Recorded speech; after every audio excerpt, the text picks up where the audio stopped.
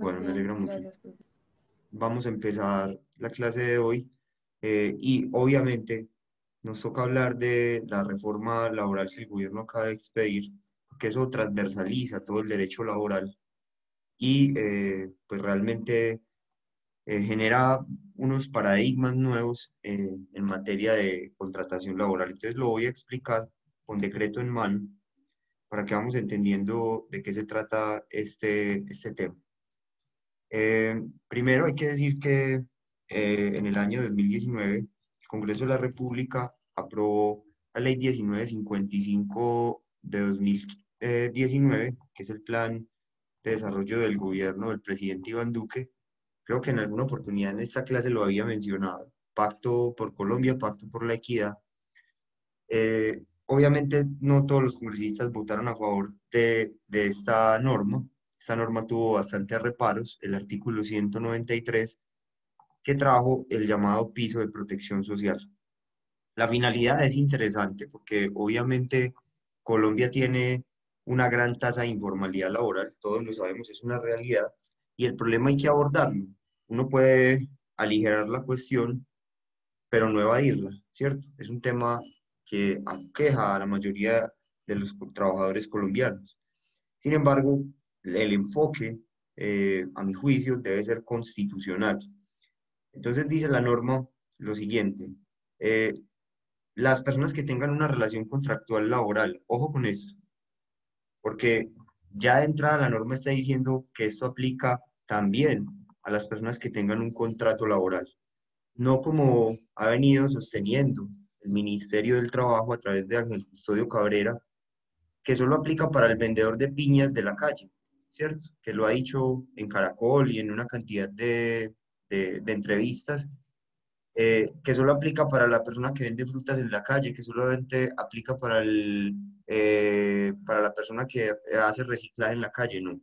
La norma es muy clara en decir las personas que tengan una relación contractual laboral o por prestación de servicios, también, que es un contrato autónomo donde no hay horario, ¿cierto? Por tiempo parcial, otra clave de la norma, ¿cierto? Por tiempo parcial, y que en virtud de ello perciban ingresos inferiores, un ingreso mensual inferior a un salario mínimo legal mensual vigente, deberán vincularse al piso de protección social, ¿cierto? Deberán vincularse al piso de protección social.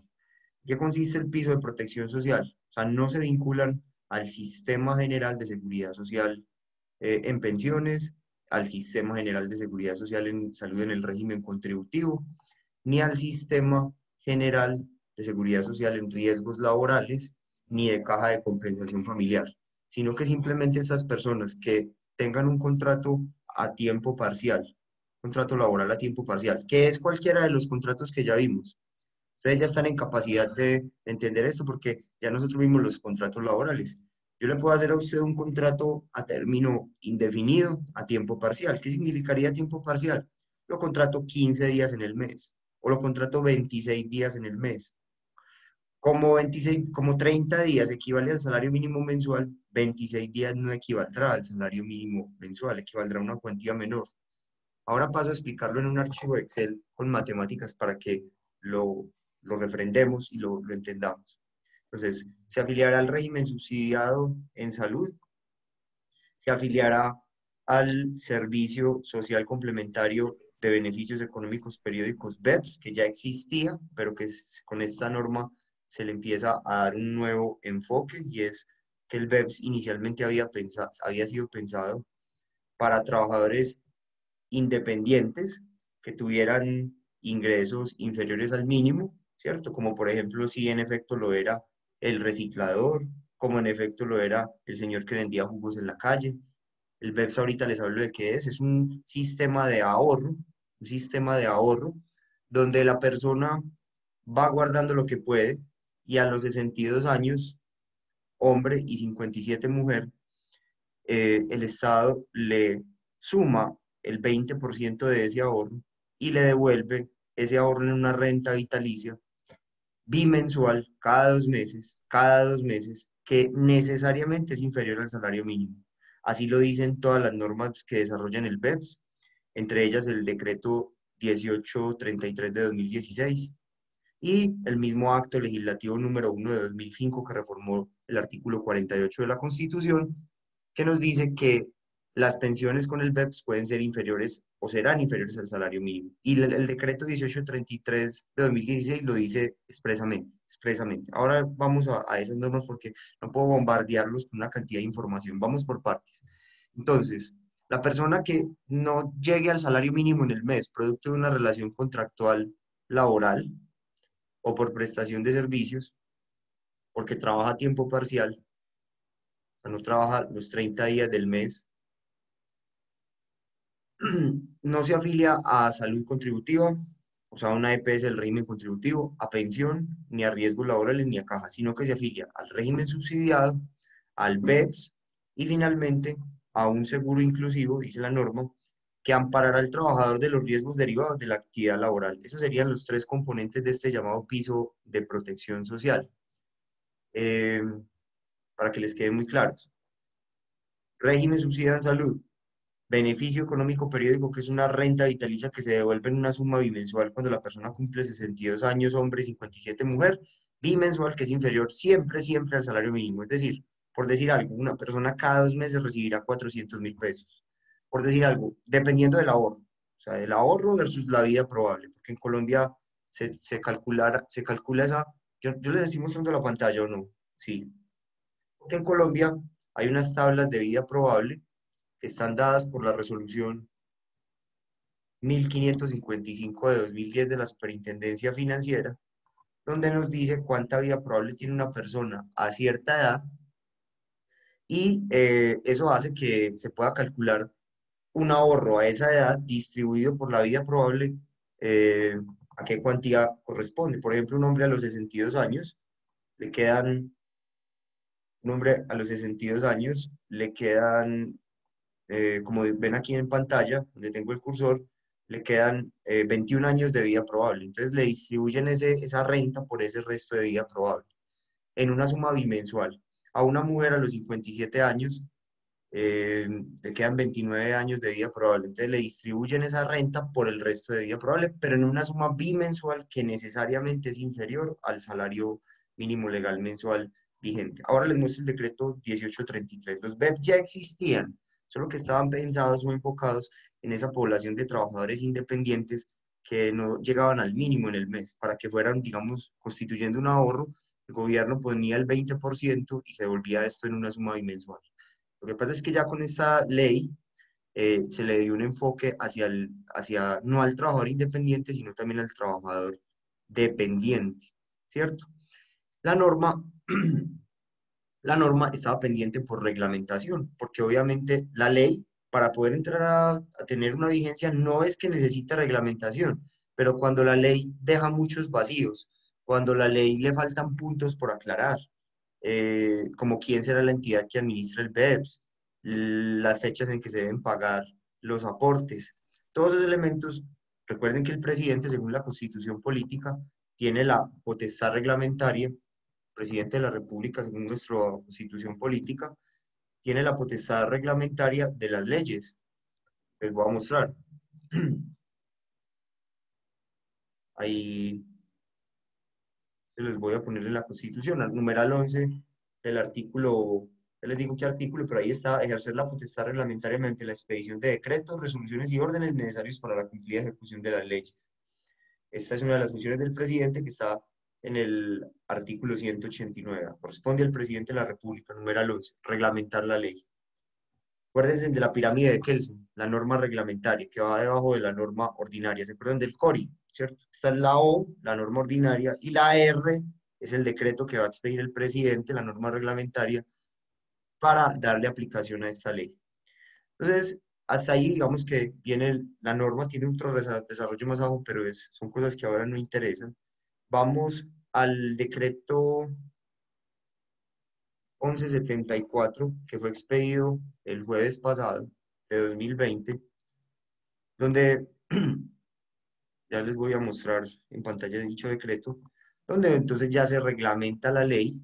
Ahí ven, vamos a ver cómo obviamente el presidente dice que es en ejercicio de la reglamentación de ese artículo 193 de la ley 1955-2019 y obviamente esta ley la presentó el gobierno porque este es el plan de desarrollo. O sea, la ley 1955 no fue que el Congreso la aprobó porque se le ocurrió, sino porque el presidente la presentó. De hecho, ayer hablando con un representante a la Cámara, me dijo que en un primer debate en Cámara se hundió ese artículo 193, pero que el gobierno maniobró, volvió a presentar la propuesta y se terminó aprobando. Pero no fue por una gran mayoría. Este artículo tuvo bastante discusión por parte de muchos congresistas. Entonces, ¿qué pasa con este decreto? El decreto, yo lo estoy explicando con decreto en mano, ¿cierto? Con decreto en mano y ya cada quien saca sus conclusiones y yo estoy diciendo mentiras. Yo simplemente les muestro con decreto en mano lo que pasa. Esta norma dice que serán vinculados al piso de protección social de manera obligatoria, ojo, de manera obligatoria las personas que tengan uno o varios vínculos laborales, ojo con esto, porque no es el vendedor de piñas, como dice el ministro, como le miente al país el ministro del Trabajo, ¿cierto? Creyendo que los colombianos, bueno, creyendo no, los colombianos normalmente no leen, entonces el pueblo no lee, pero oye sermones, como decía un liberal famoso en Colombia en los años 40, ¿cierto? El pueblo no lee, pero, no, pero oye sermones. Bueno, no voy a entrar en esa dialéctica, pero... eh, aquí es muy claro que aplica para las colombianas que tengan vínculos laborales y que estén trabajando, dice la norma, a tiempo parcial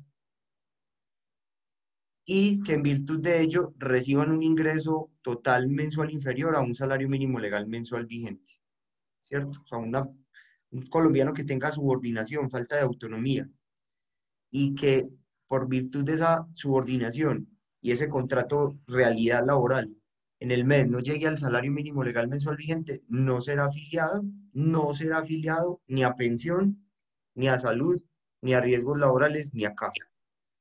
Entonces ustedes me dicen, la intención es formalizar a la trabajadora que labora 2 días en las casas, por ejemplo, que labora 2 días en casas ajenas por 50.000 pesos el día digamos, emplearse, ¿cierto? Que no llega al mínimo porque trabaja 2 días a la semana en casas ajenas, en varios empleadores, ¿cierto?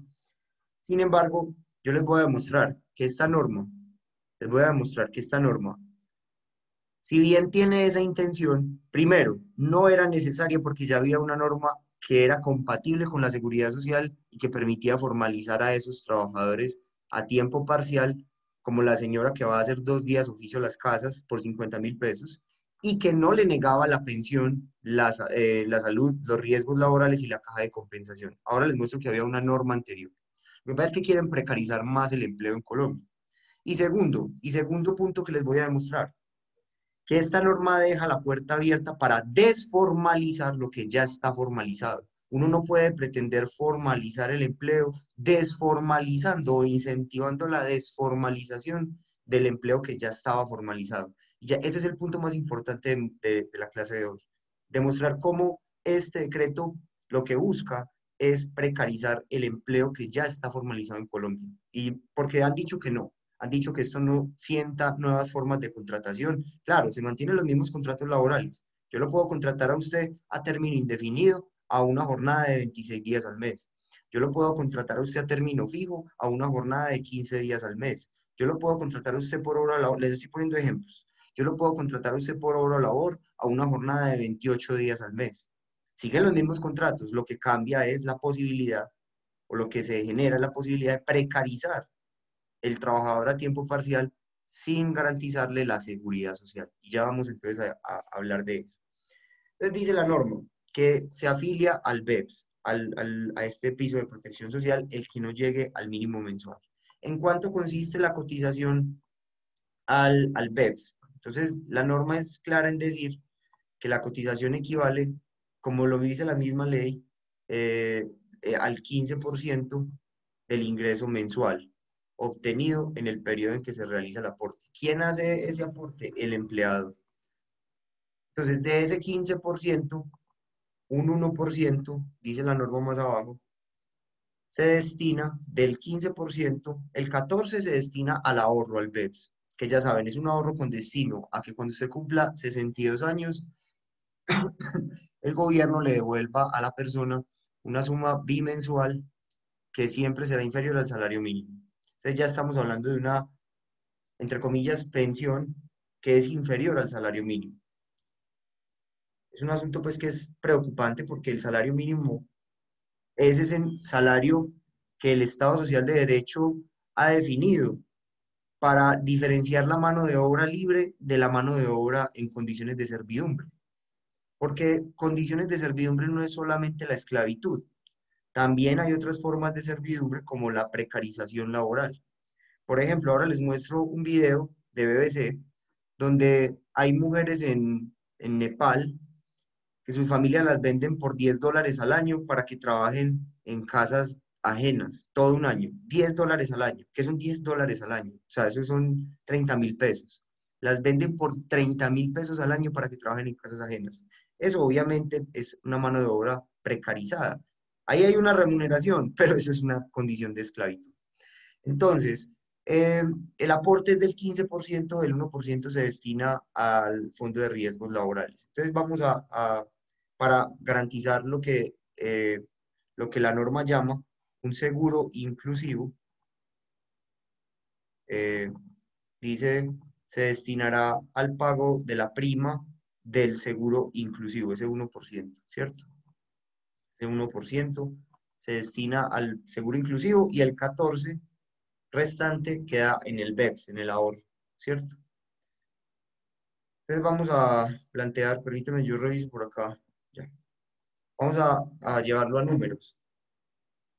Yo tengo un trabajador, por ejemplo, un mensajero, que lo quiero contratar con contrato laboral a término fijo a un año, ¿cierto? Pero lo quiero contratar 26 días al mes.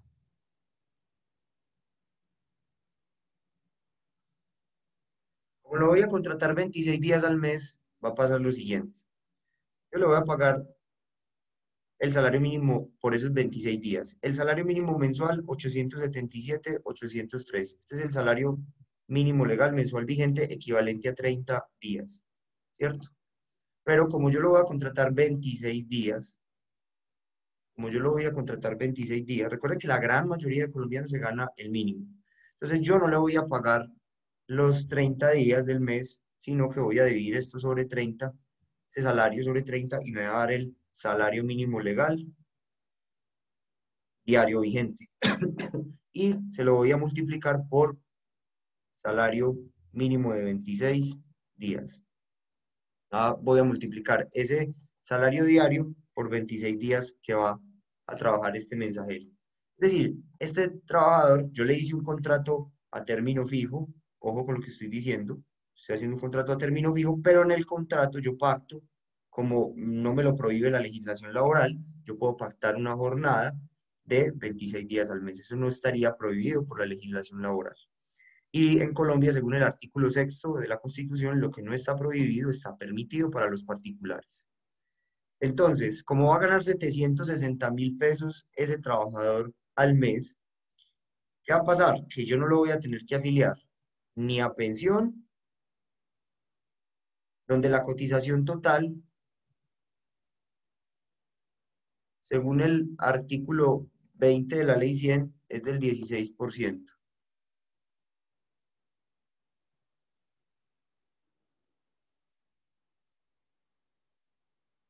Estoy traduciendo lo que dice el artículo 20 de la Ley 100, donde el empleador pone el 12% del salario y el trabajador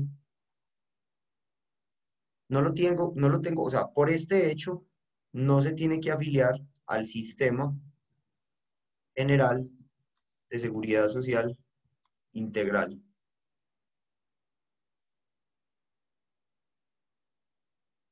Entonces, ¿de qué se compone ese sistema de seguridad social integral? De la cotización a pensión, donde el empleador pone el 12 y el trabajador pone un 4% del salario. Pongamos que sea el salario mínimo, 877,803. Ya saben que la norma dice que si el salario es inferior al mínimo no se afilia, pero en el sistema general de seguridad social, la cotización mínima es el salario mínimo. Así lo dice la ley 100. La cotización mínima, mínima, el ingreso base de cotización mínimo es el salario mínimo legal mensual vigente. Juan Gonzalo, adelante, vaya haciendo la pregunta, yo voy eh, buscando Sí, aquí una profe, nota. sí, es una pregunta muy puntual de respuesta corta. Habíamos visto en clases anteriores que las cesantías se consignan el sueldo más el subsidio de transporte cuando lo pues, cuando el trabajador pues, ¿cierto? Se hace acreedor al subsidio. ¿Ese subsidio de transporte solo se aplica para las cesantías o se aplica para toda la liquidación completa? No, para la seguridad social no aplica auxilio de transporte, porque Ah, listo. para cotizar a seguridad social no aplica auxilio de transporte. ¿Dónde dice en la legislación vigente que el ingreso base a la seguridad social no puede ser inferior al salario mínimo?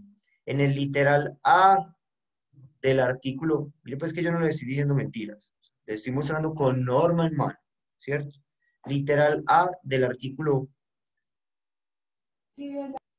15, literal A del artículo 15 de la ley 100 del 93, que dice, parágrafo 1, literal A, el ingreso base de cotización no podrá ser inferior al salario mínimo, ¿cierto? No podrá ser inferior al salario mínimo. Pero hay más normas que lo dicen, no solo eso.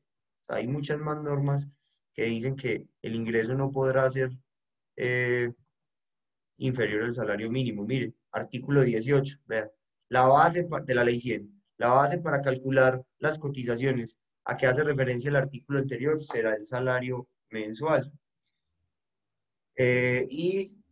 Acá abajo dice que hay un límite que es hasta 25 salarios mínimos.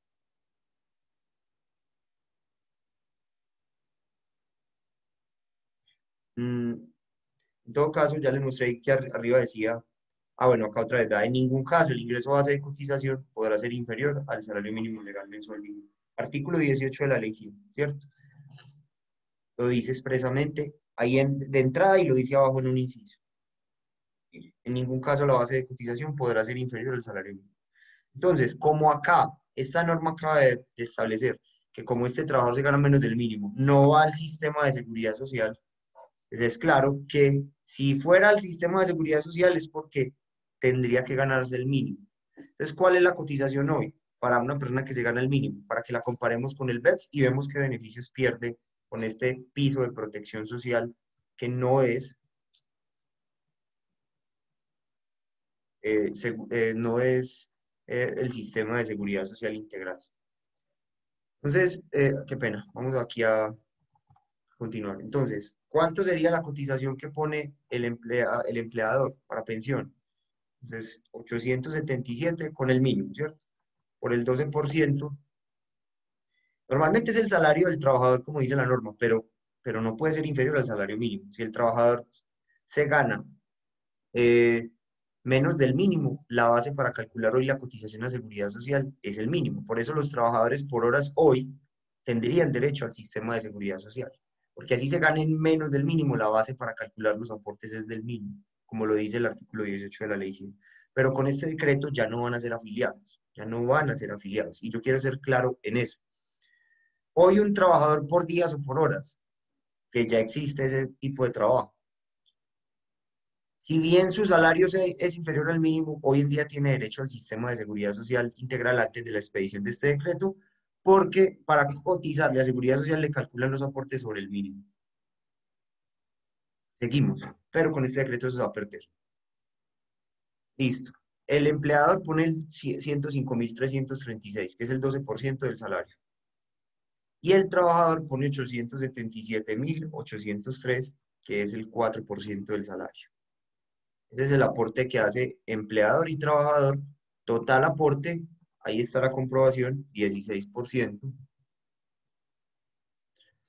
Comprobación 16%. Y acá el total de la cotización, 140.000. Pero si quiere, sáquele el 16% del salario directamente y vea, le va a dar exactamente 140.000.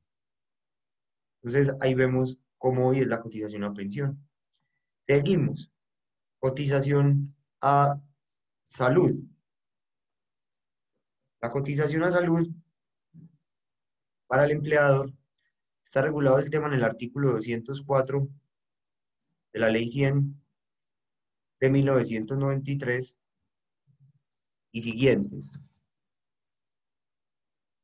La cotización a salud para el empleador, la cotización total es del 12,5%. Esa es la cotización total. Pero los empleadores, persona jurídica con ánimo de lucro, están exonerados de la parte que les corresponde, que es el 8,5, que es la parte que le corresponde normalmente al empleador. Entonces la voy a poner en rojo porque los empleadores, por reformas tributarias desde la ley 1607 de 2012, desde la ley 1607 eh, de 2012, los empleadores vienen siendo exonerados de pagar salud mensualmente cargado a la nómina, es decir, no tienen que sacar ese 8,5 del salario del trabajador. Eso sí ha venido reiterando en otras reformas tributarias posteriores, como la ley 1819 de 2016, la ley 2010 de 2019. Los empleadores, persona jurídica con ánimo de lucro, de ese 12,5 no tienen que hacer aporte a salud del 8,5, ¿cierto? Han venido siendo exonerados.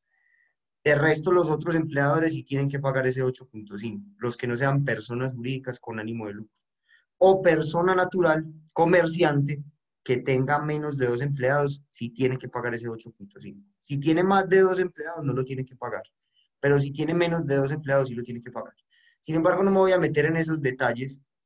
Simplemente entendamos que ese 8,5 para las empresas están exonerados, tienen que pagar un impuesto a las utilidades, pero están exonerados de mensualmente pagar ese 8,5, pero el trabajador sí hace el aporte del 4%. Entonces, si usted suma 8,5 más 4 da 12,5. Es para que tengan en cuenta lo que estamos haciendo, pues, ¿cierto? Que es sumar los porcentajes y nos da exactamente el porcentaje de cotización. ¿Cuál es el 12,5% del salario? 870, que es la base de cotización mínima a la seguridad social según el artículo 18 de la ley 100. Entonces, el 12,5 serían 109.000. Pero como los empleadores están exonerados, las empresas, no aplica, ¿cierto? Entonces, solo hoy en día el trabajador hace su aporte a salud, en la mayoría de las empresas, salvo unas contadas excepciones.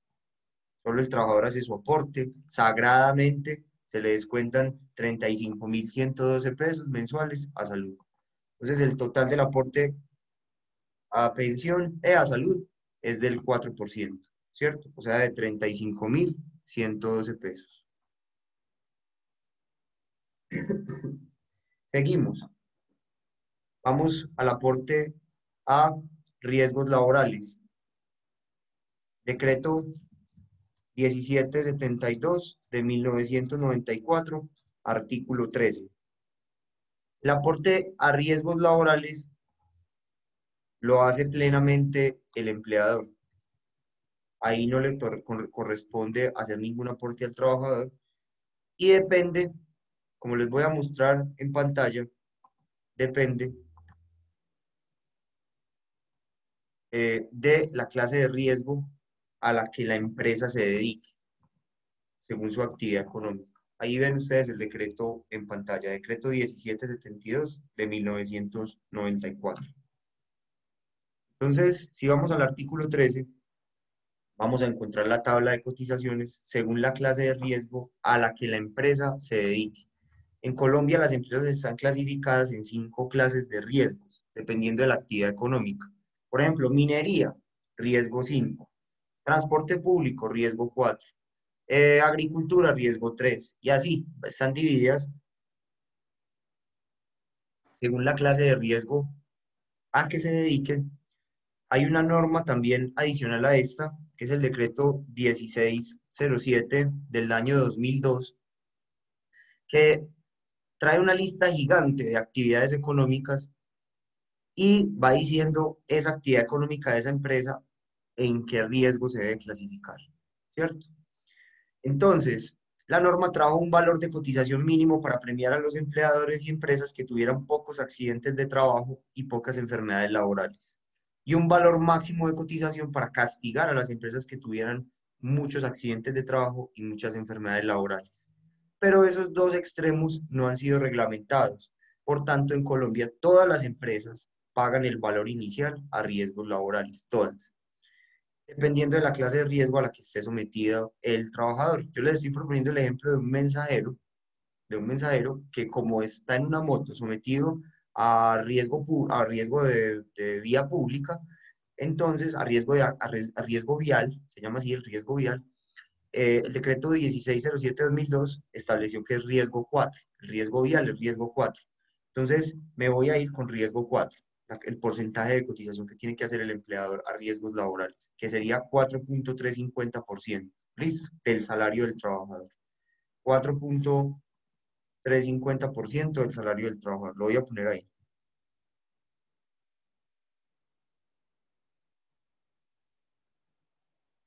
¿Cuánto entonces sería? Esto lo pone 100% el empleador, todo el empleador.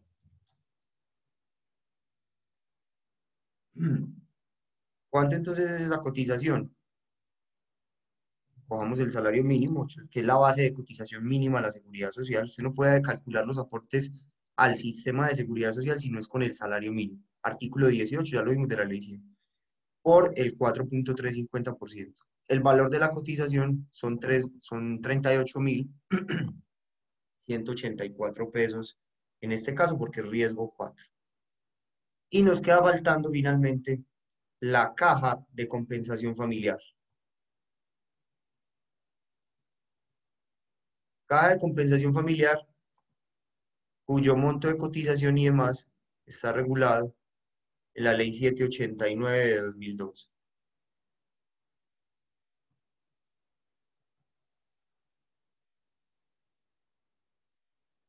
¿Qué es? Todo el empleador, lo paga todo el empleador. Estas son consecuencias generales de tener un contrato laboral hasta ahora, porque ya con este decreto 1174 esto se va a perder y ya les voy a explicar cómo. Y en este caso el 4% del mínimo sería 877.803 por 4, 35.112 pesos. Entonces ahí tenemos, ya ahí tendríamos lo que son los aportes a seguridad social hoy en día liquidados pues con base en la legislación vigente. Hagámosle unos cuadritos acá para yo enviarles esto ahora y que ustedes ya hagan su repaso después. ¿Qué derechos hoy en día genera, genera que no son derechos legales sino constitucionales? El constituyente del 91 quiso que los colombianos tuvieran un derecho irrenunciable a la seguridad social, artículo 48 de la Constitución. Y a nosotros, yo creo pues que a ninguno de nosotros nos han preguntado hasta ahora si queremos cambiar ese modelo, ¿cierto? A ninguno de los ciudadanos nos han preguntado si queremos cambiar ese modelo hasta ahora, pero sin preguntarnos lo están cambiando. ¿Qué derechos otorga este sistema de seguridad social integral? Les otorga el derecho a una pensión de vejez, que en ningún caso puede ser inferior al salario mínimo, como lo dice el artículo 48 de la Constitución. Otorga el derecho a una pensión de invalidez y de invalidez de origen común y laboral. Cuando yo me refiero a una pensión de invalidez de origen común y laboral, es que el ciudadano colombiano de a pie, si se accidenta en su trabajo o se enferma y tiene una invalidez superior al 50% de pérdida de capacidad laboral, va a tener derecho a una pensión para no tener que preocuparse por cómo obtener el sustento en medio de esa enfermedad. ¿Por qué? O de ese accidente. Porque lo cierto es que la enfermedad puede ser común o laboral. Una persona con una artrosis degenerativa, con insuficiencia cardíaca, con diabetes, se desmejora tanto que finalmente no puede continuar trabajando. Esas son enfermedades comunes. Pero también hay enfermedades laborales, como puede ser, por ejemplo, la siderosis o la silicosis que le dan los mineros, ¿cierto? Enfermedades de origen laboral que pueden dejar profundamente discapacitada a una persona. O también hay accidentes de origen común y accidentes de origen laboral que pueden dejar inválidas a las personas. Entonces, daría lugar la cobertura a esa pensión de invalidez de origen común y laboral. También tenemos la pensión de sobrevivientes de origen común y laboral. Es decir, la familia en Colombia es el núcleo esencial de la sociedad, así lo dice el artículo 42 de la Constitución Política, y la pensión de sobrevivientes estuvo pensada para que la familia no tuviera que soportar, además de la carga espiritual que comporta la muerte de su ser querido, la carga económica que comporta la muerte de ese hombre o mujer que llevaba los ingresos al hogar. Entonces, lo que buscaba esa pensión de sobrevivientes era que ese núcleo familiar se protegiera.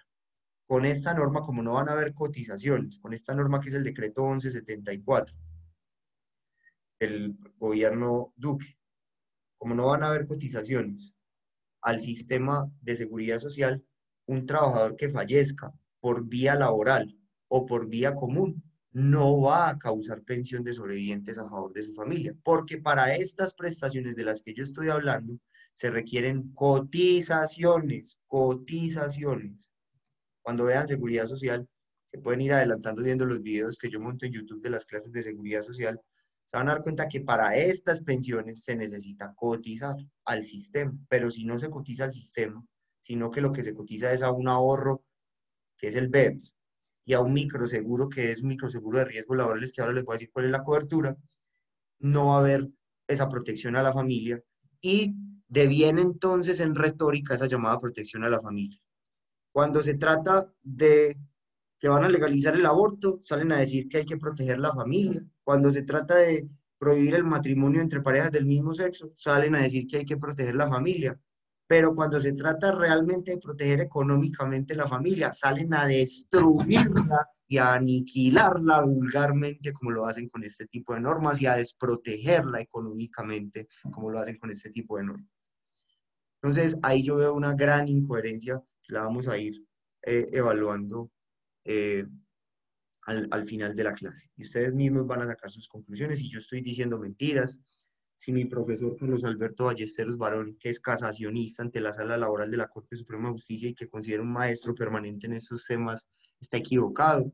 Si muchos de los laboralistas del país que hemos denunciado, yo creo que la gran mayoría de los laboralistas del país lo hemos denunciado, que es una reforma laboral, y vamos a ver por qué. Porque es que reforma laboral no es porque diga reforma laboral, sino que reforma laboral se mide por los efectos de la norma, ¿cierto? O sea, las cosas no son por lo que dicen, sino por lo que hacen, ¿cierto?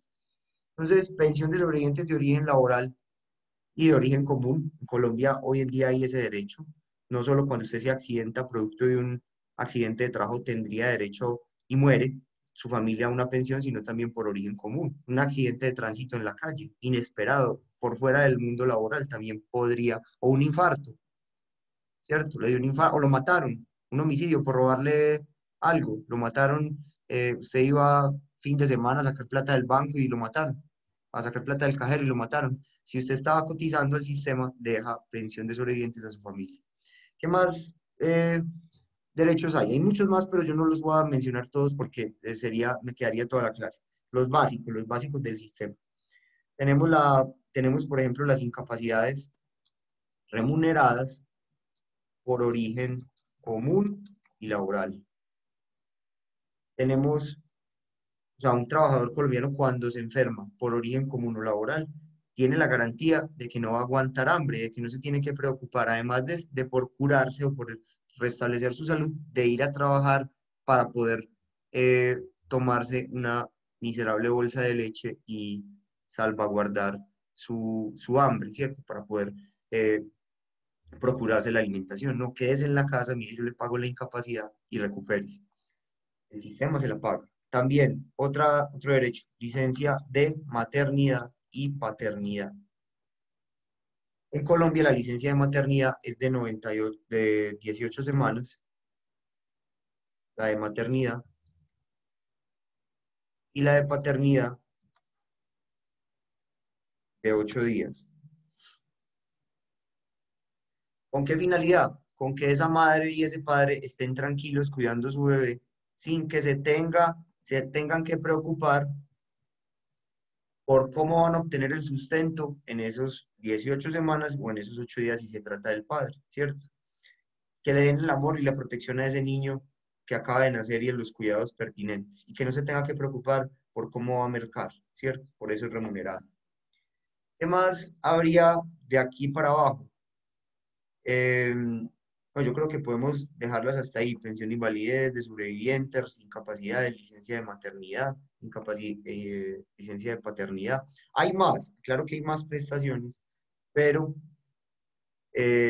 yo no las voy a abordar todas porque me quedaría aquí toda la clase. Hay más prestaciones inclusive. pero no las voy a abordar todas. Entonces, como para estas prestaciones se requieren cotizaciones, y esta norma dice que cuando el trabajador gane menos del salario mínimo, no hay eh, cotización al sistema de pensiones, sino que lo que se cotiza es a lo siguiente: al BEPS, Beneficio Económico Periódico. ¿Cuánto es la cotización al BEPS? 14%, ya les mostré. ¿Y cuál es la cotización a riesgos laborales? No es a riesgos laborales propiamente, sino a un microseguro laboral llamado seguro inclusivo, que lo que va a hacer es eso, es un paguito por la invalidez en caso de que usted se accidente en el trabajo. Un paguito, una suma única, una suma única. Entonces, por ejemplo, un mensajero que hoy tenga un contrato laboral normal, ¿cierto? Pues a tiempo completo, si se accidenta y pierde su capacidad laboral en un 50%, pierde su capacidad laboral en un 50%, tendría derecho a la pensión de invalidez de origen laboral, ¿cierto? 50% o más. Un trabajador de la construcción que hoy tenga un contrato laboral a tiempo completo, si se cae de un quinto piso y se fractura la columna y queda inválido, si tiene un 50% más de pérdida de capacidad laboral, tendría derecho a la pensión, pérdida de capacidad laboral, tendría derecho a la pensión de invalidez de origen laboral. Una suma que no es inferior al salario mínimo, sino que es como mínimo del salario mínimo por el resto de su, como mínimo del salario mínimo por el resto de la vida. Inclusive la puede sustituir en caso de fallecimiento a su cónyuge y a sus hijos discapacitados, o a sus hijos hasta los 25 años y estudien. Entonces, este microseguro inclusivo es muy distinto a la cobertura de una pensión, sino que lo que se trata es de darle ante la invalidez al trabajador una platica, como el microseguro que trae el SOAT. Les voy a mostrar el microseguro que trae el SOAT. Decreto 56 de 2015, se los voy a poner en pantalla, que reglamenta ese microseguro en el SOAT.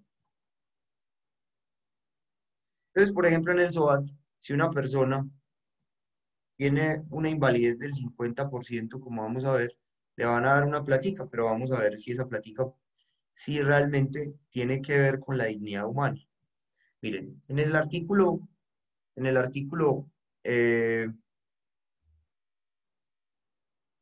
14, se trae esta tabla de indemnizaciones. Ojo con lo que voy a decir. El hecho de que el SOAT pague esta prestación económica no quiere decir que la víctima de un accidente de tránsito no pueda demandar ante quien le causó ese daño para que lo indemnice plenamente por los perjuicios. El lucro cesante, el daño emergente, el daño moral, el daño fisiológico a la vida de relación. Esas demandas son millonarias, ¿cierto? Solo que de todas maneras el legislador previó que se pagara este SOAT, ¿cierto? Este microseguro, de todas maneras, que no es una indemnización de perjuicios, sino que es una prestación del sistema. Entonces, por ejemplo, una persona que tenga una invalidez, mire, porcentaje de pérdida de capacidad laboral, en un accidente de tránsito que le deje una pérdida mayor al 50% de pérdida de capacidad laboral, o sea, que realmente quede inválido más del 50%, le dan 180, la aseguradora del SOAT le da 180 salarios mínimos legales diarios vigentes, 180 como prestación económica. Diarios, ojo, diarios vigentes, no es que diariamente le den 180, no, una suma única que equivale a 180. O sea, ¿cuántos son 180 salarios mínimos diarios? Entonces, tenemos el salario diario que lo teníamos por aquí liquidado, 29.260 pesos por 180. Entonces, ¿qué va a pasar con ese mensajero o ese trabajador de la construcción que lo contrataron a tiempo parcial?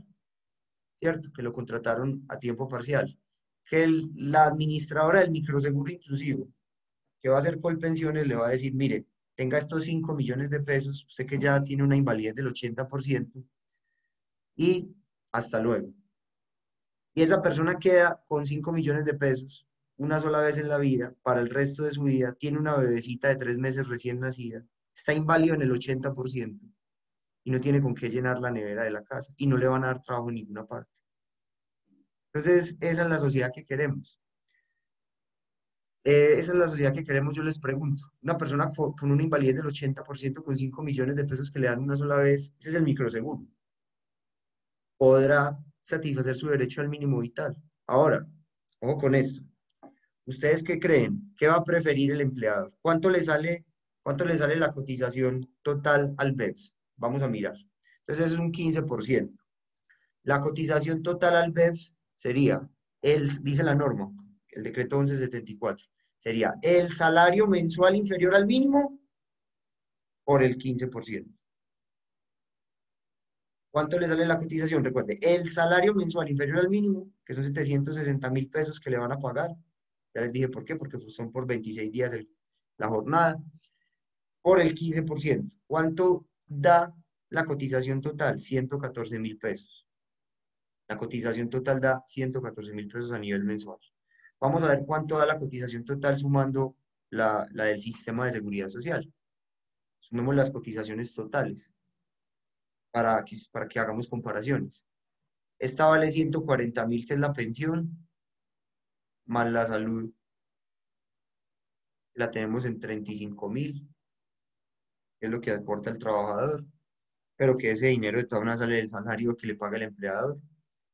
Riesgos laborales 38.000, caja de compensación familiar 35.000. Entonces por acá tenemos 248.000 pesos.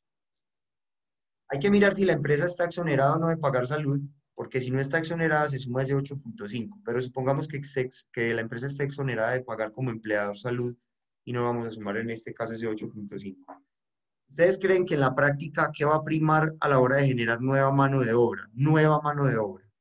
La razón económica que me dice que yo, si le hago un contrato a 26 días al mes y no a 30, me ahorro, ojo, me ahorro no solo esto, no solo me estoy ahorrando la diferencia entre estos dos valores, entre 248.000 y 114.000, ¿cierto? Me estoy ahorrando 134.000 pesos mensuales como empleador.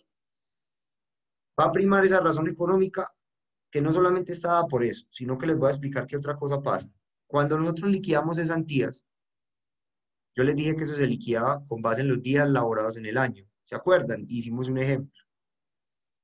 Pero si la persona no labora 30 días al mes, sino que labora 26 días al mes, las cesantías al final van a ser de un valor más reducido. O sea, también se afecta la carga prestacional del trabajador. La prima de junio ya no va a ser por 180 días laborados en el semestre, sino que va a ser 26 días laborados al mes en ese ejemplo que estoy poniendo. Si multiplicamos, por aquí lo hago, 26 por 6, la prima de junio ya va a ser por 156 días. Entonces eso, y las vacaciones también, entonces eso va a ir reduciendo la carga prestacional, precarizando la mano de obra. Y yo les pregunto a ustedes, un empleador puesto a elegir entre contratar a término fijo a tiempo parcial o a contratar a término fijo a tiempo completo, ¿qué va a preferir? ¿Cuáles son las dinámicas de la empresa privada? La dinámica de la empresa privada es hacer primar la razón económica, porque estamos en una empresa que tiene que dar utilidades. Y si eso se multiplica por toda la nómina de trabajadores, el ahorro es brutal. El ahorro es brutal. El ahorro es brutal, ¿cierto? Pero no, el tema no es el ahorro. El gobierno debería trabajar en reducir estas cotizaciones sin que se pierdan los derechos, ¿cierto? El tema no es el ahorro, el tema son los derechos que se pierden. Ese trabajador que ahorra en el BEPS no va a tener derecho a cotizar a una pensión para la vejez. No se va a poder pensionar con un salario mínimo, ni siquiera. Porque para adquirir la pensión de vejez se necesita llegar a 1.300 semanas cotizadas en Colpensiones o 1.150 semanas en los fondos privados, ni siquiera del salario mínimo, porque aquí estas semanas del BEPS son ahorro, no semanas. El gobierno dice que va a expedir una tabla de equivalencias, pero esa tabla de equivalencias no va a ser regresiva, va a ser regresiva, y lo dijo cuando se vio cogido en la mentira, lo dijo cuando yo le hice la pregunta al ministro del Trabajo el día lunes en Caracol, en la entrevista, cuando él ya sabía el fin de semana, porque yo hice ese video y eso se viralizó en todo el país, él ya sabía que habían cometido un error. Entonces, para enmendar el error, dicen, vamos a hacer una tabla de equivalencias para convertir ese ahorro en semanas. Pero no es lo mismo si una persona está cotizando 26 días al mes que 30. son más semanas, ¿cierto? Porque 30 días son más semanas que 26. Bueno, no va a poder cotizar a pensión de vejez, no va a poder cotizar a pensión de invalidez o de sobrevivientes, que también se necesitan esas cotizaciones. No va a poder cotizar a riesgos laborales, lo que le va a impedir también la pensión de invalidez o de sobrevivientes de origen laboral. No va a tener incapacidades remuneradas porque va a estar afiliado al régimen subsidiado en salud, y el régimen subsidiado en salud no paga prestaciones económicas, solo asistenciales. La gente dice, ¿qué importa que esté en el SISBEN? Pues allá también lo atienden. Sí, pero es que el SISBEN no paga prestaciones económicas, ojo con eso. Entonces, ¿qué pasa? Un trabajador se enferma y en el SISBEN no le pagan incapacidad médica.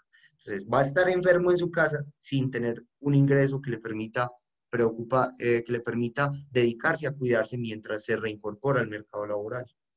No va a tener licencia de maternidad o de paternidad. Esa madre que tiene ese hijo, como no se le afilió al sistema de seguridad social en salud, ¿cierto? No le van a reconocer las 18 semanas remuneradas por parte de la EPS, que paga la licencia, y va a tener que estar preocupada mientras cuida a su hijo de cómo obtener el sustento. Entonces no va a cuidar al hijo, porque va a tener que salir a buscar el sustento y el hijo dejarlo sin poder darle todo el cuidado, el amor y el afecto que es necesario en esas primeras etapas. El gobierno dice que esta norma trae unos límites para que los empleadores no abusen de ese derecho. Vamos a ver cuáles son esos límites. Y ustedes van a decir si son certeros o si no se pueden evadir. Vamos a mirar. Entonces, porque claro, un empleador dirá, no, si yo, ¿cuánto es el porcentaje de la seguridad social? Miremos el porcentaje de la seguridad social. Ya sabemos que en total son 248.000 pesos cuando el salario es el mínimo comparado con 114.000. Ahora, si el salario no fuera del mínimo, recuerde que a la seguridad social se cotiza como mínimo con el salario mínimo, pero la cotización es con el salario del trabajador. Si el trabajador se gana 2 millones de pesos, es con 2 millones de pesos el costo, ¿cierto? Si el trabajador se gana 1 millón de pesos, la seguridad social se cotiza sobre 1 millón de pesos. Pero bueno, la base mínima es el salario mínimo. Ahora, el gobierno dice que hay unos límites que trae la norma para que el empleador no abuse y no diga, mire, yo prefiero ahorrarme la seguridad social y contrato a tiempo parcial, porque el costo va a ser el 15% del sistema de protección social, mientras que en seguridad social el costo, el porcentaje de sobrecosto sería, tomemos los porcentajes, sería el 16 de pensión, ¿cierto? Pongámosle el 4 de salud, que solo cotiza el trabajador en las empresas con ánimo de lucro. El 4.350 en riesgos. Ahora, si el empleador es persona natural y no tiene más de 2 trabajadores y tiene que poner el 8.5, ya les he insistido de eso, en salud. O si no es empresa, si por ejemplo es una fundación, una asociación, un establecimiento público, las entidades públicas sí cotizan como empleador el 8.5. Solo las empresas con ánimo de lucro están exoneradas de ese 8.5 de salud. Pero bueno, entonces volvamos. El 16 de pensión más el 4 de salud más el 4.350 de riesgos más el 4% de caja. Estamos hablando de un 28%. Entonces, si yo comparo 28% con 15%, y ojo, 28% de un salario mínimo, cambio acá 15% de un salario que es inferior al mínimo, ¿qué va a primar para ustedes? La razón, la dignidad humana o la razón económica. Entre más yo pueda ahorrar, más me beneficio como patrono.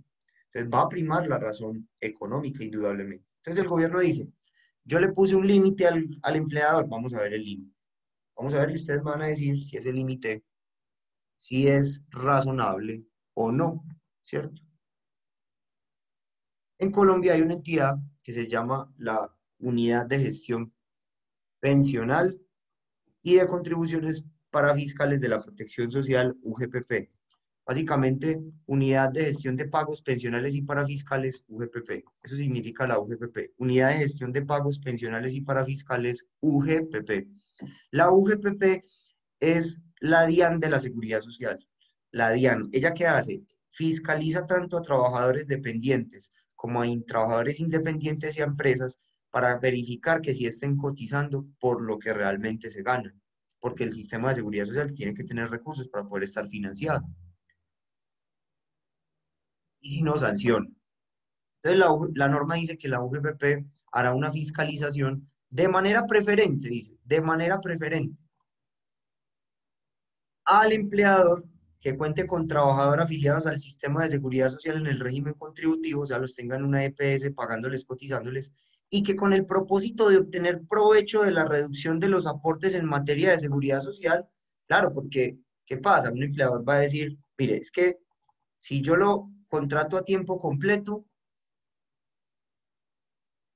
tengo que cotizarle un sobrecosto para mí que es del 28% más del salario, que es la seguridad social.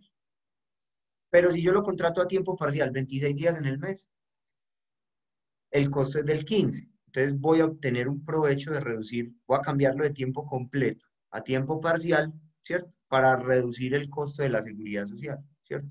Entonces le hago firmar una renuncia y lo contrato el otro año.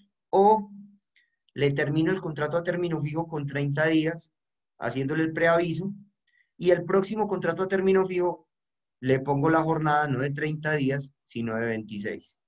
O si tiene un contrato indefinido, lo despido sin justa causa, lo indemnizo y lo vuelvo a vincular con otro contrato indefinido, pero con una jornada de 26 días. Entonces, la norma dice que en ese caso, la UGPP puede sancionar, dice que, que cuando el empleador cambie de modalidad de tiempo completo a tiempo parcial, es básicamente lo que está diciendo, al trabajador de una vigencia a otra, ojo, de una vigencia a otra, entonces la UGPP, si el empleador desmejora, la UGPP lo sanciona, le pone una multa, ¿cierto? Al empleador.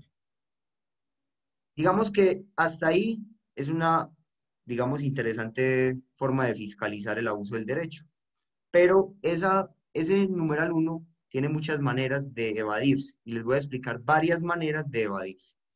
Esta norma me está hablando de la comparabilidad del mismo trabajador. O sea, María yo la tengo a un año, contratada a término fijo, a tiempo completo, a término fijo. Le preaviso el contrato en 2020, ahorita en diciembre, se le termina el contrato y para 2021 le hago un nuevo contrato a tiempo parcial, a término fijo, a ella. Ahí me sancionan. Pero ¿qué hago yo como empleador? Le termino el contrato a María en diciembre y como para el empleador el trabajo es una mercancía, ya no contrato a María, sino que contrato a Juan.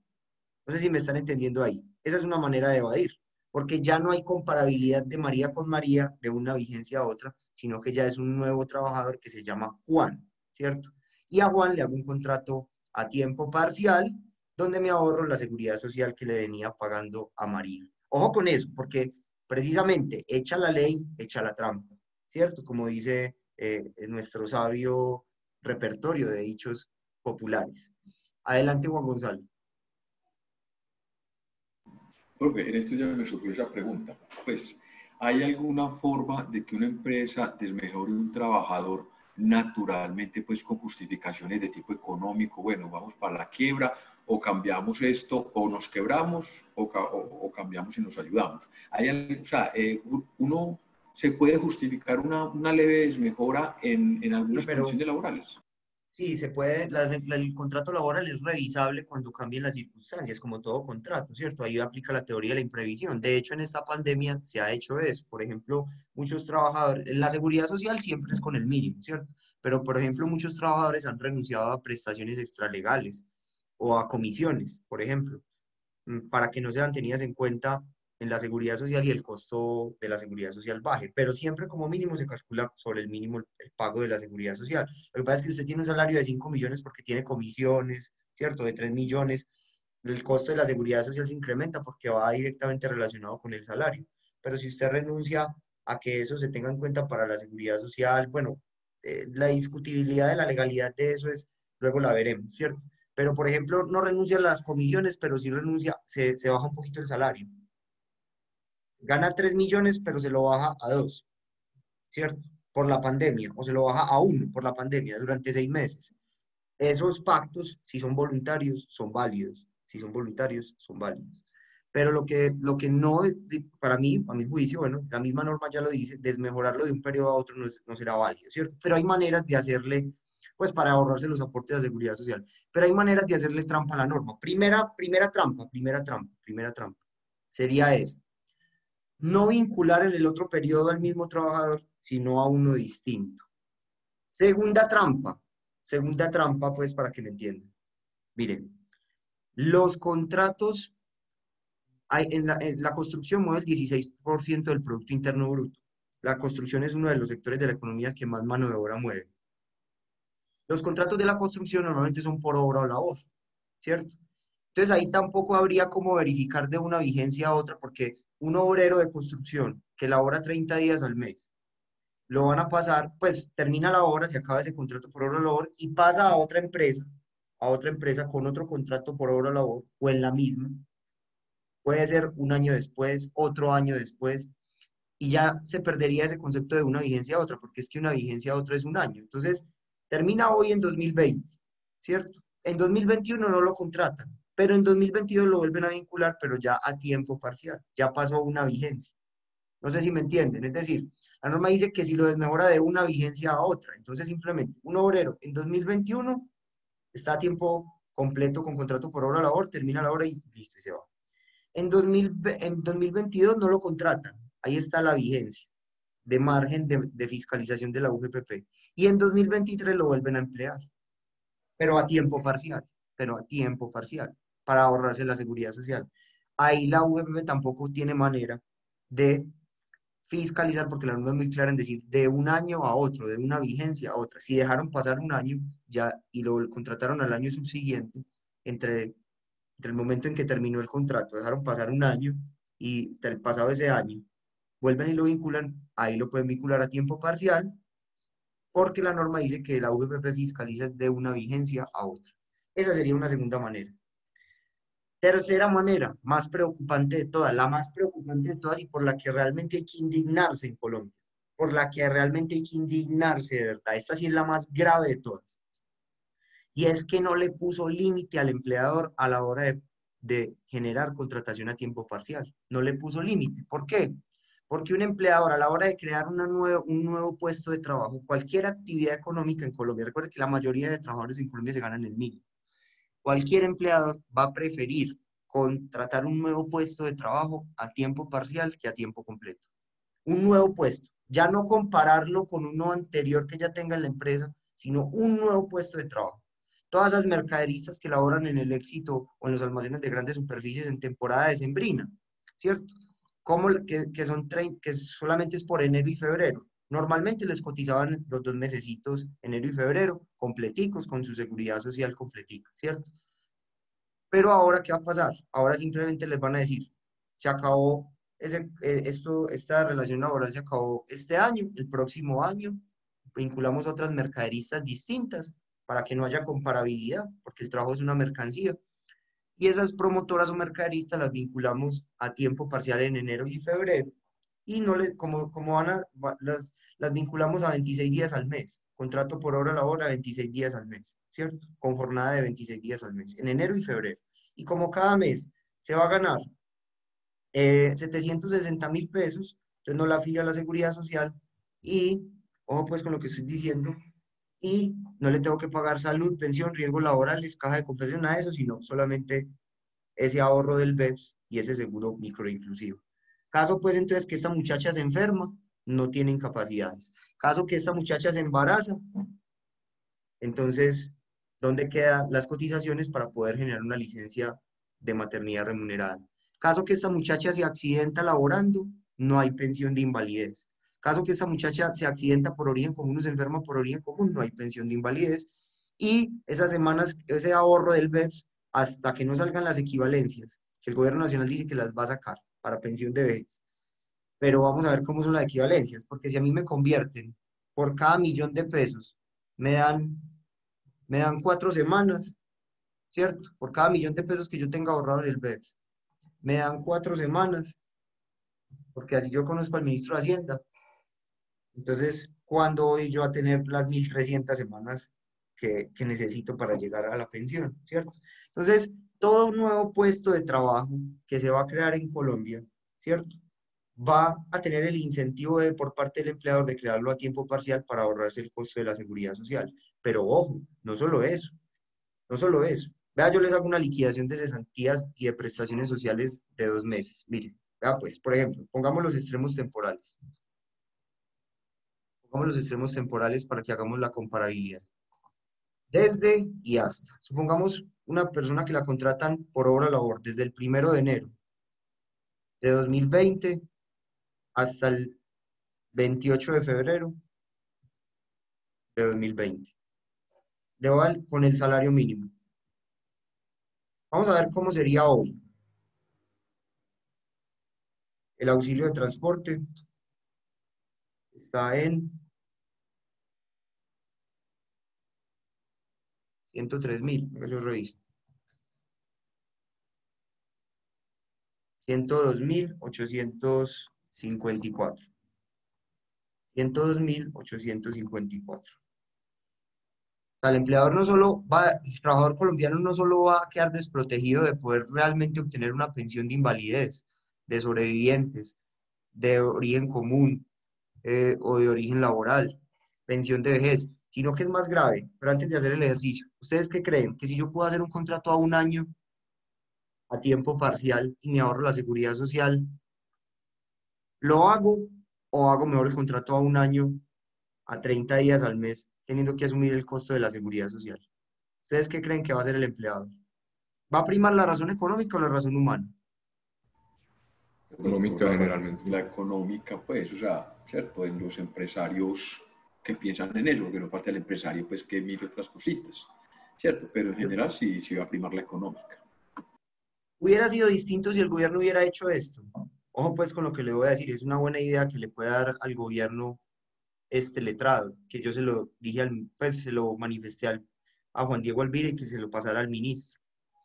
Y es, por ejemplo, amarrar la posibilidad de contratar trabajadores a tiempo parcial, pues ya entrados en esta decisión deletérea. No estoy de acuerdo en ese tema, pero ya entrados en esta decisión, es como elegir entre el SIDA y el cáncer. ¿Cuál es la peor decisión? Pues al menos hágame caso en esto, ¿cierto? Ya entrados en ese escenario tan deletéreo, tan triste, tan venenoso. Entonces, hágame caso en esto, amarre el número de la posibilidad de contratar a tiempo completo, a tiempo parcial a la nómina de tiempo completo. Es decir, si usted tiene, por ejemplo, una nómina de 15 trabajadores a tiempo completo, que pueda tener 3 a tiempo parcial. Máximo, máximo. Y ahí la UGPP puede fiscalizar muy fácil con la planilla de aportes a seguridad social. Que si usted tiene 20, pueda tener 4. Que si usted tiene 30, puede tener 5. ¿Cierto? Y así se incentiva a las empresas a que lleguen al número de trabajadores a tiempo completo para poderse beneficiar del tiempo parcial. Entonces, paralelamente, mientras se incentiva la formalización del empleo, se incentiva la incorporación de estas personas a tiempo parcial. Hay una creciente paralela, es un círculo virtuoso si lo hubieran hecho así. Pero lo que está pasando con esta norma es que la empresa va a preferir pasar sistemáticamente en el tiempo, la mano de obra a tiempo completo la va a preferir pasar a tiempo parcial. La va a ir pasando a tiempo parcial porque se está ahorrando los costos de seguridad social de toda la nómina, ¿cierto?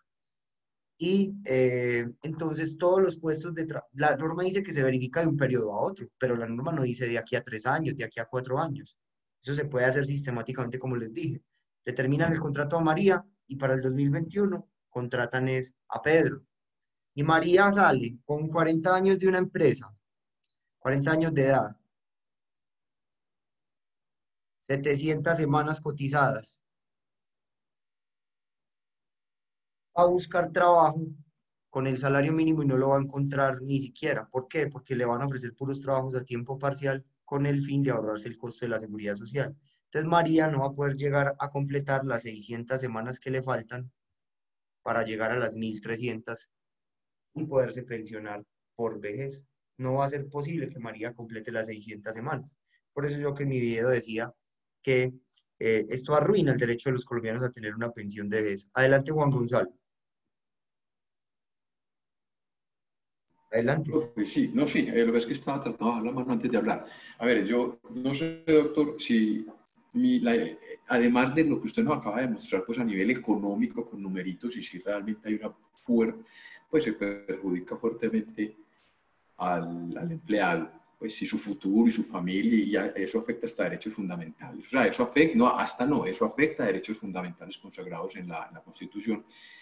No sé si la interpretación que hago es correcta, profe, pero también pienso que, pues, no encuentro el nombre, un decreto pírrico, porque si uno se pone a ver las consecuencias que esto va a traer, no es solamente el empleador, son los aportes parafiscales. ¿Qué va a pasar con bienestar familiar? Se le van a ver disminuidos sus aportes, con las cajas de No, no, pero compensación se recuerda le que van a ver bienestar disminuidos. familiar no, pero recuerda que bienestar Ya familiar no, ya no se le hacen aportes para fiscales, ya ah, no. bueno, yo en una Pero época sí, sí lo a las hacía, ya cajas no, de listo. compensación sí, Pero pero a las cajas de compensación sí, que las, son las que hacen vivienda barata para la clase obrera. claro, van a, o sea, se les van a quebrar las piernas pues a las cajas de compensación.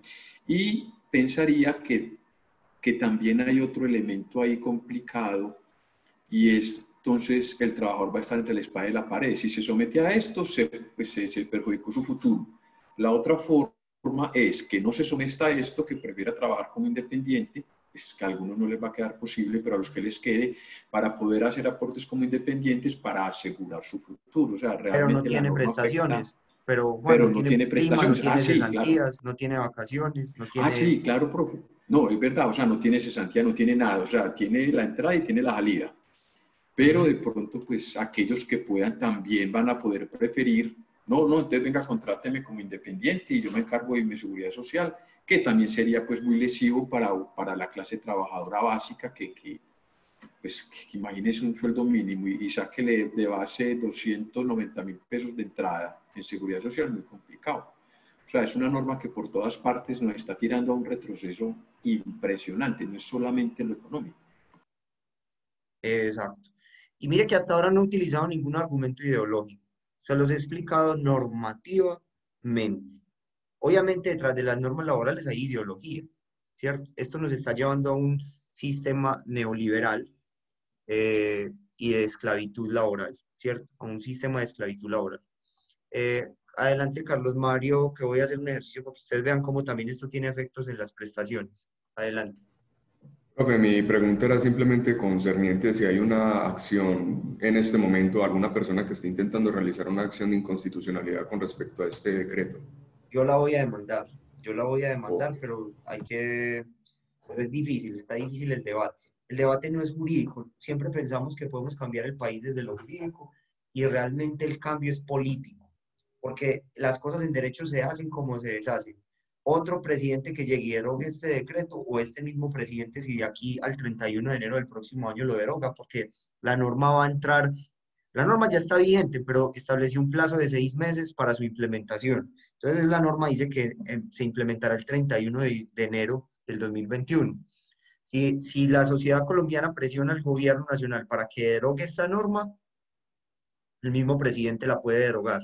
Y llamar a las centrales obreras, llamar a los trabajadores a una mesa de concertación para sacar una norma que a la par que formaliza ese señor que vende piñas, no abra la patente de corso para desformalizar el empleo que ya es formal. Porque vuelvo y repito, si yo como empleador me puedo ahorrar los costos de seguridad social, voy a ir desformalizando los trabajos a tiempo completo y los voy a ir pasando a tiempo parcial. Recuerde que la mayoría de trabajadores colombianos se gana el mínimo, entonces los contrato a 26 días al mes para que no lleguen al mínimo y me ahorro de tajo la seguridad social. Entonces, por eso es que esto es una reforma laboral en sus efectos, porque implica un incentivo perverso para el empleador de ir creando los puestos de trabajo hacia el futuro a tiempo parcial y no a tiempo completo, lo que le genera unos ahorros en seguridad social, que no es el reproche no es el ahorro, el reproche son los derechos que se pierden, la pensión de vejez, de invalidez, de sobrevivientes, las incapacidades, la licencia de maternidad, las incapacidades remuneradas,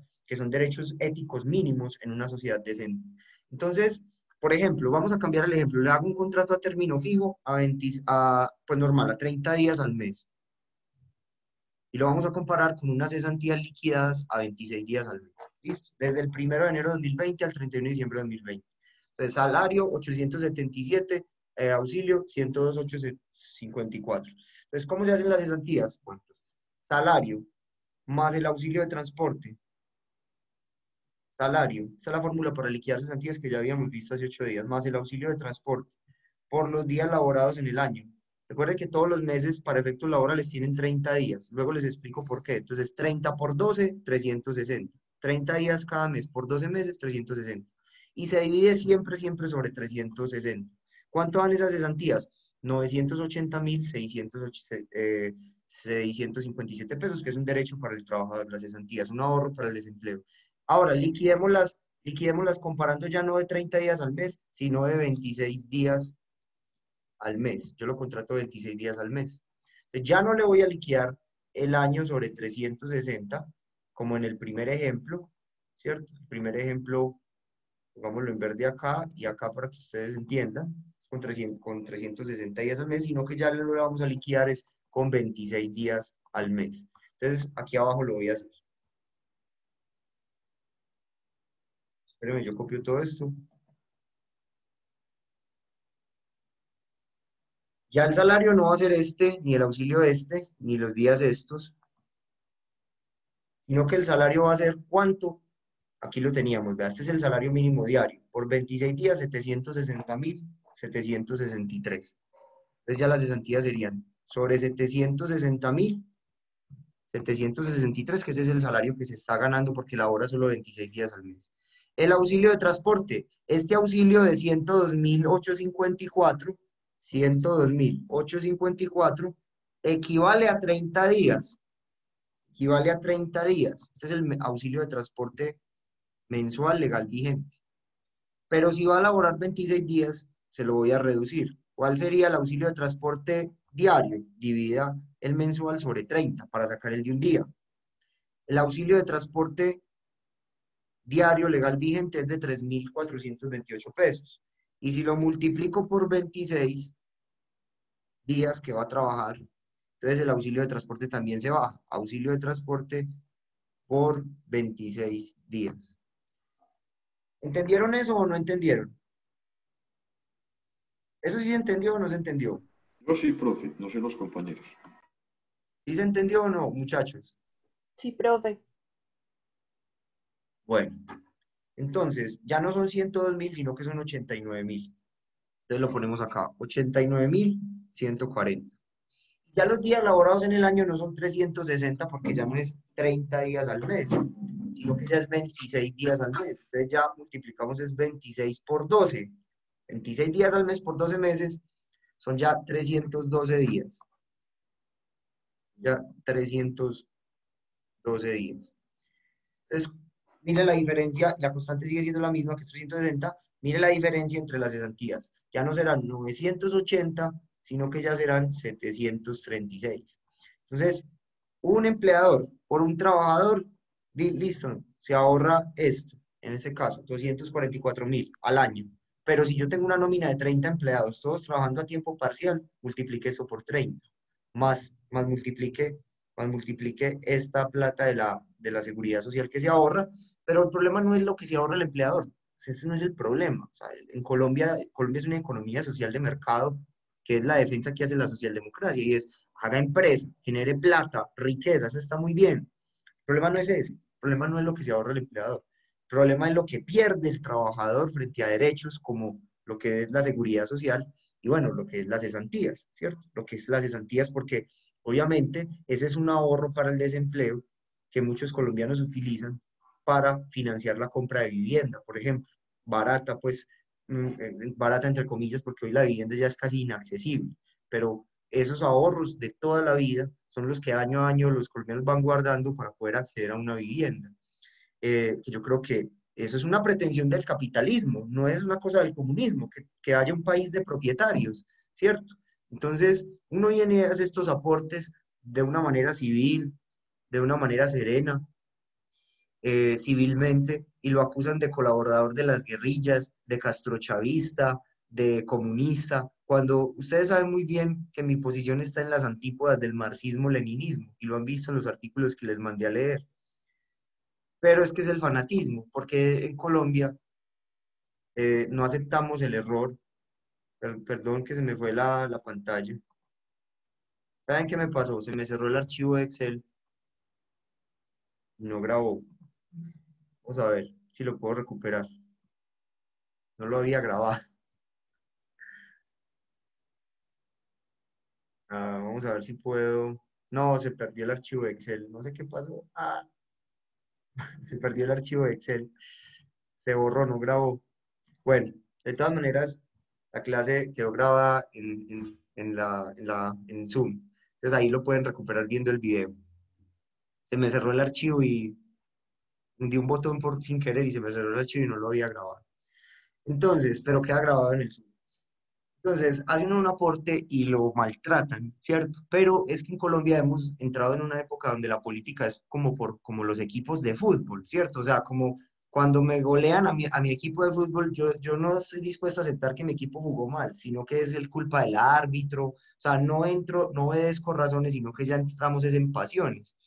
Y entonces hay gente que por no reconocer que se equivocó, sigue persistiendo en el error.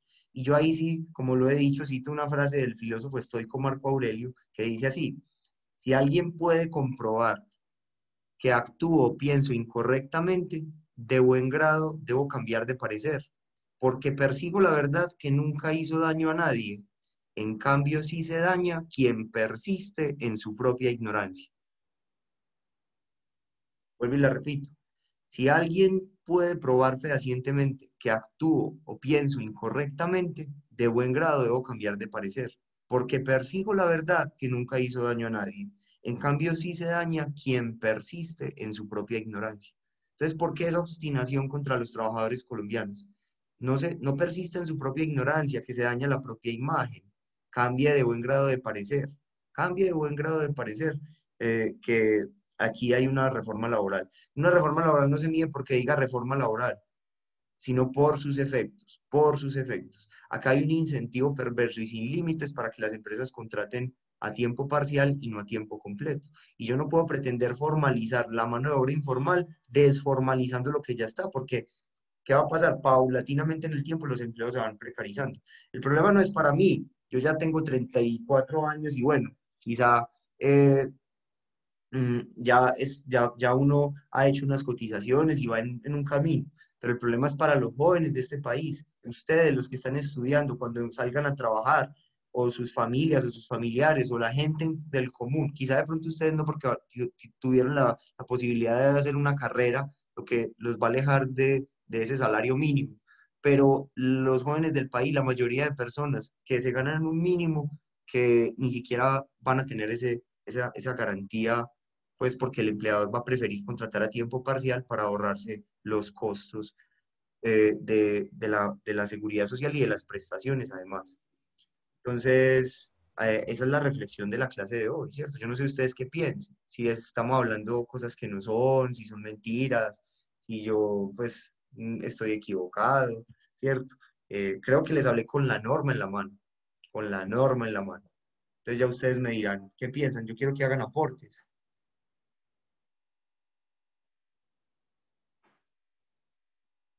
Adelante.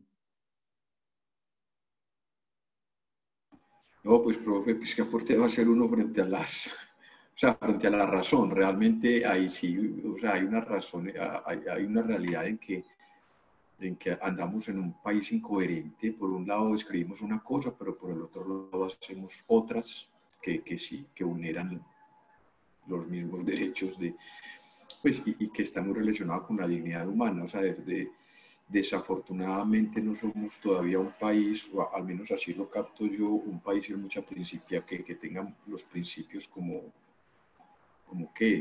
introyectados como parte del ser, ¿no? Muchas veces se repiten, se dicen, pero en estos días que han dado estudiando, pues como un temita que nos puso un profesor a Heidegger, pues realmente estudiarlo él directamente es muy complicado. Dicen que es el filósofo contemporáneo más complicado que existe. Y él dentro, pero si uno escucha conferencias, y hay un filósofo en YouTube que llama Darío, apellido rarísimo, eso no se pronuncia, yo no soy capaz de pronunciarlo porque tiene como 4 consonantes seguidas, y hablando él de Heidegger, él tiene un canal muy bueno, hablaba que Heidegger llamaba la atención a la ciencia positivista, que cogió al ser humano, o sea, que dentro del ser humano hay que tener en cuenta dos cosas, el organismo humano y el ser humano. Y Heidegger llama la atención sobre eso, que la ciencia positivista actual, y uno eso lo puede aplicar en la política, en todo, convirtió al ser humano en organismo y dejó de preguntarse por el ser, por la persona, por eso que nos hace diferente a los animales, ¿cierto? Y uno ve estas cosas y sí, el Señor tenía razón, o sea, cosificamos al ser humano, se nos olvidó que somos seres, que somos animales biológicos, sí, pero que tenemos unas circunstancias diferentes, entonces tenemos que hablar en términos de dignidad, de humanidad, de solidaridad, y realmente uno ve que se nos ha olvidado eso, o sea, lo tenemos pues como en el cuarto de rebrujo. Bueno, otra cosa es que esta norma, antes de finalizar y hacer otra consideración, no era necesaria, porque para formalizar a esos trabajadores por días ya estaba este decreto 2616 de 2013. Ya no nos da tiempo de verlo, pero con este decreto, esas trabajadoras que laboraban, por ejemplo, 2 días a la semana en casas ajenas, se les cotizaba proporcionalmente a los días laborados, que eso se ve pues, que la gente llama a una señora para que le haga aseo en la casa 2 días, ¿cierto? Pero se les cotizaba proporcionalmente. Es que esta norma lo que dice es que ni siquiera se les cotiza a pensión, a salud, a riesgos, a caja. Esta norma permitía cotizar a pensión, a riesgos y a caja, proporcionalmente al tiempo laborado. Y cada patrono, porque ella podría laborar 2 días en una casa, 2 días en otra, 2 días en otra, cada patrono le hacía la cotización. Lo que pasa es que esta norma salió en 2013, en una época donde había una conflagración en el país por el tema del proceso de paz. Y esas dialécticas no nos permitieron a la ciudadanía centrarnos en este tipo de normas. Yo la conocía, obviamente, y a preocuparnos por lo fundamental, ¿cierto? Entonces había muchos otros temas, pero esa dialéctica, ese conflicto impidió que le pusiéramos, digamos, atención a lo fundamental. O sea, esta norma tampoco era necesaria, no era necesaria, es falso que fuera una norma necesaria. Había que profundizar este decreto, no lo tengo tiempo ya de explicarlo, tengo un video en la clase de seguridad social donde lo explico y se los voy a mandar para que si les interesa verlo. Pues precisamente es eso. Ahora, nuestro modelo constitucional es un Estado social de derecho y el constituyente del 91 dijo que a todos los habitantes se les debe garantizar el derecho irrenunciable a la seguridad social. ¿Qué es ese derecho irrenunciable? El derecho a una pensión de vejez, de invalidez y de sobreviviente. Son los tres riesgos fundamentales de la seguridad social. Y la salud, obviamente. Ampararlo contra la enfermedad económica y asistencialmente, y la protección a la maternidad, amparada no solo asistencialmente con los servicios médicos, sino económicamente también. Sin embargo, nuestro modelo constitucional, ¿en qué momento, no sé, nos preguntaron a los colombianos que lo queríamos cambiar? No sé si por decreto un presidente pueda cambiar el modelo constitucional, porque esto, obviamente, como no hay cotizaciones, da lugar a que no haya ni pensión de vejez, ni invalidez, ni de sobrevivientes. Fernando de los Ríos Urruti, del Partido Socialista Obrero Español, el PSOE, que en este momento está en el poder con Pedro Sánchez, pero él murió en 1945, Fernando de los Ríos Urruti, que era del ala no marxista del PSOE, que era del ala no marxista del PSOE, decía que un Estado social de derecho, fue uno de los primeros en definir que era un Estado social de derecho, él murió en 1945, un gran intelectual y además político, eh, definía el Estado social de derecho como un Estado donde se presentaba la siguiente regla: entre más riqueza, mayores obligaciones. No se prohíbe la riqueza en un Estado social de derecho, pero no somos enemigos de la riqueza, somos enemigos de la pobreza, como decía Jorge Eliezer Gaitán. No somos enemigos de la riqueza, somos enemigos de la pobreza. Entonces, entre más riqueza, mayores obligaciones. Entre más necesidades, mayores derechos. Esa es la definición en una frase de Fernando de los Ríos, es que murió en el exilio defendiendo la democracia española del fascismo de ultraderecha del general Francisco Franco, que finalmente implantó una dictadura de más de 36 años en España, ¿cierto? Entonces, entre más riqueza, mayores obligaciones, entre más necesidades, mayores derechos. Pero ¿qué está haciendo digamos, el gobierno nacional? Entre más riqueza, mayores derechos. Entre más necesidades, mayores obligaciones. ¿Y esto por qué se da?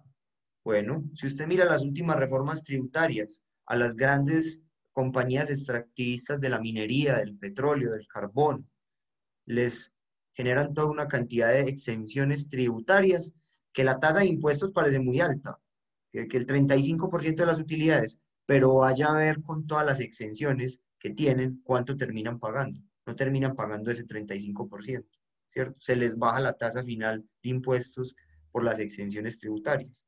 Entonces, entre más riqueza, mayores derechos, pero entre más necesidades, mayores obligaciones, porque al pueblo colombiano lo han venido cargando de impuestos regresivos como el IVA, por ejemplo, que le dificulta el acceso a los bienes básicos de subsistencia. O, por ejemplo, ahora con privarlo de la seguridad social, porque ahí se genera otra obligación para el individuo y es mirar cómo va a hacer para solventar su vejez, su invalidez o esa familia que pierde a ese ser querido, cómo va a hacer para solventar esas necesidades económicas. Entonces, es una nueva obligación que se le genera a los más pobres y es, piense a ver cómo me mataron al marido, tengo dos hijos menores de edad, yo gano el salario mínimo, entre los dos ganábamos el mínimo y llevábamos ese hogar. Me lo mataron y como, no, como trabajaba a tiempo parcial no estaba afiliado a riesgos laborales. Era un taxista, por ejemplo, o era un motociclista, o era un obrero de construcción. Como me lo mataron, no me van a dar pensión de sobrevivientes porque él no cotizaba al sistema de pensiones, sino que cotizaba al BEPS.